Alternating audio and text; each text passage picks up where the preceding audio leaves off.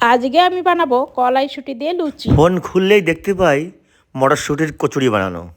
তা কই, তুমি কি আমার একদিন বানিয়ে খাওয়াতে পারো না? একদিন বানিয়ে খাও না দেখি। হ্যাঁ, আজকে আমি কলাইশুঁটির লুচি বানাবো, খেয়ে বলবে কেমন হয়েছে। ময়দার মধ্যে এটা আবার তুমি কি দিয়ে মাখলে? মটরশুঁটি মিক্সচার মেশিনে পেস্ট করে ওটা আমি ময়দার সঙ্গে মাখিয়ে নিলাম। ও, ওই কারণে ময়দাটাকে সবুজ সবুজ দেখাচ্ছে। আমি তো বুঝতেই পারছিলাম না যে তুমি ওর মধ্যে কি দিয়েছো। এখন তুমি আবার এটা কি রান্না করছো? মটরশুঁটি লুচির সঙ্গে আলুর দম রান্না করছি। আচ্ছা, তুমি রান্না করছো আলুর দম, তার মধ্যে এটা তুমি আবার কি দিলে? আলুর দমটা যেহেতু আমার নিরামিষই ছিল, তাই আমি এটা দুধ দিয়ে রান্না করলাম। আলুর দমে আবার দুধ দেয় নাকি? এ তো আমি জীবনে প্রথম দেখলাম। লুচি ভাজা তোমার হয়ে গেছে?